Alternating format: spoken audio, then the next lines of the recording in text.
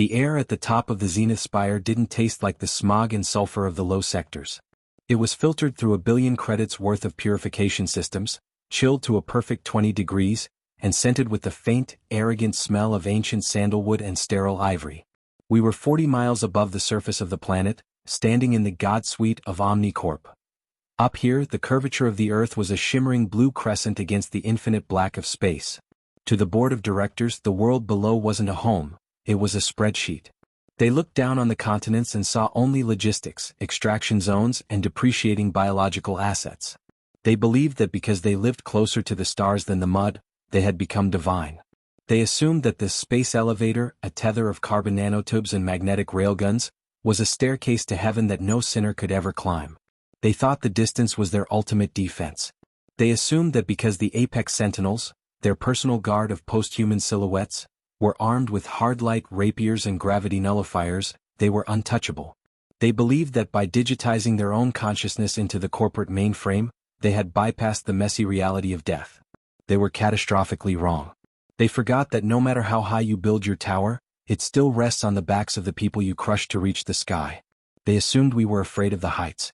They forgot that when you have spent your whole life at the bottom of the well, the only direction left to look is up. If Omnicorp wanted to rule the world from a boardroom in the stars, we decided to give them a final audit that would end in total liquidation. We created the Hostile Takeover protocol. And we birthed the final squad of the resistance. The Boardroom-Breakers. We don't use conventional infiltration. We don't sneak through the vents. We used a maglev breach pod, a 10-ton block of reinforced steel fired from a ground-based railgun directly into the side of the penthouse. Our armor is vibration-damped, ceramic, designed to absorb the kinetic shock of an orbital impact. Our weapons are entropy axes, blades forged from unstable isotopes that don't just cut, they unravel the molecular bonds of whatever they touch. We don't fight for credits, we fight for the master key, the physical override switch that can disconnect the space elevator from the planet. We are the only warriors in the galaxy who see $1 trillion stock portfolio as a target-rich environment. We are the Boardroom-Breakers and the market is about to crash. I am Elias, Zero Vane. My impact plate is currently glowing a dull red from the heat of the atmospheric ascent, and my internal HUD is displaying a balance sheet of the enemies remaining between me and the CEO Prime. I am standing in a boardroom made of ivory and gold, and I'm about to serve the final notice. The breach was a sound that shattered the silence of the heavens. Our pod punched through the reinforced glass of the God Suite like a bullet through a light bulb. The sudden decompression hissed, the emergency shutters slamming shut as we stepped out into the low-gravity environment of the Apex. Boardroom-Breakers, lock your mag boots. The board is initiating a gravity purge. Don't let them float you into the disposal vents. I roared over the neural link. The Apex Sentinels emerged from the golden shadows. They were beautiful and terrifying, tall, slender figures in liquid chrome suits that didn't move like humans. They moved like data. They didn't walk, they flickered across the room, their hard-light rapiers leaving trails of white-hot neon in the thin air. Sarah. The left flank. Jax, cover the viewport.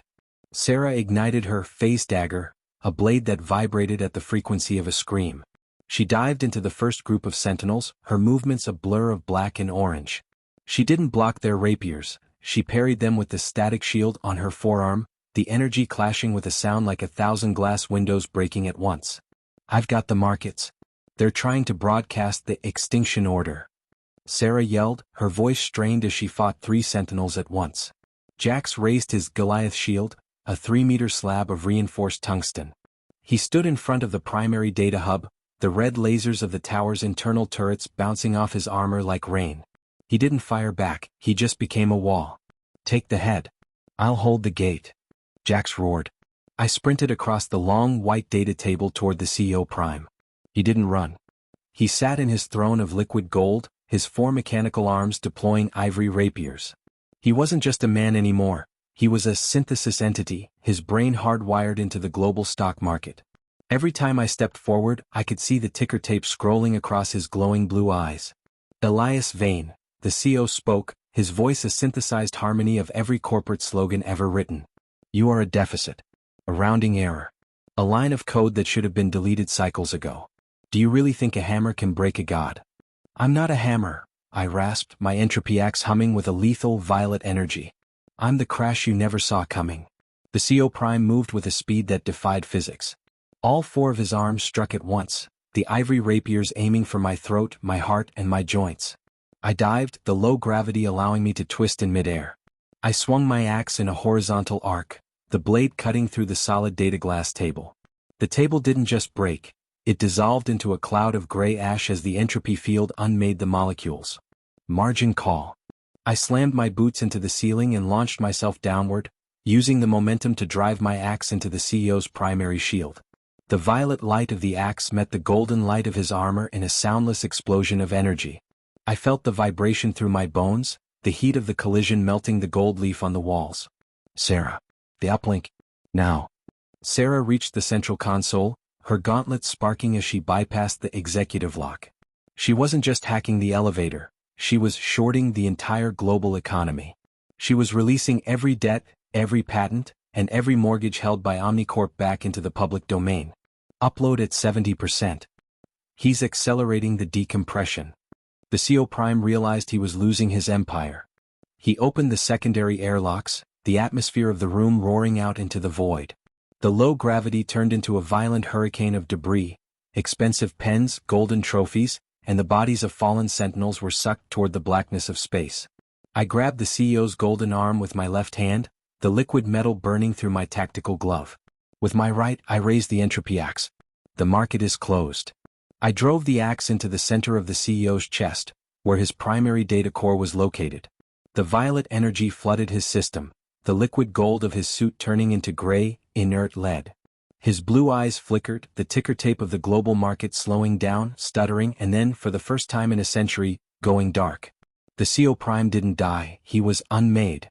His body fell apart into a pile of cold, heavy metal, his consciousness vanishing into the static. The zenith apex went silent. The emergency shutters closed, the pressure stabilized, and the golden lights of the boardroom faded into a dull, emergency red. The global broadcast was dead. The God Suite was just a room. I stood over the remains of the CEO, my armor hissing as the cooling fans fought the heat of the vacuum exposure. I pulled off my helmet, the thin, cold air of the high-altitude station hitting my sweat-soaked face. I looked through the viewport. Below us, the lights of the world were still there, but they were no longer blinking in corporate synchronization. The elevator was no longer a leash, it was just a bridge. Sarah and Jax walked up behind me, their armor scorched and their faces pale, but their eyes were clear. We looked at the central console. The master key was turned. The connection to the surface was severed. Omnicorp was no longer in control of the gravity, the air, or the future. Sarah. Jax, look down, I whispered, pointing to the earth below. I'm here. Zero. The data is free. The debt is zero. We've finally balanced the books. Still breathing. The tower is ours. The gods have fallen. It's a long way down, boss. I looked at the entropy axe in my hand, its violet glow fading into the shadows of the room. We had climbed to the top of the world to kill a ghost made of money, and we had succeeded. The corporate shadow war was over, not with a treaty, but with a crash that would be felt for 1,000 years. I sat on the edge of the shattered data table and watched the sun rise over the Pacific. It was a beautiful, chaotic, and unpatented morning. The air was thin, the stars were cold, and the future was finally, for the first time since the first neon light was lit, completely and utterly our own. The board is dissolved. The gold has turned to lead. The sky belongs to everyone.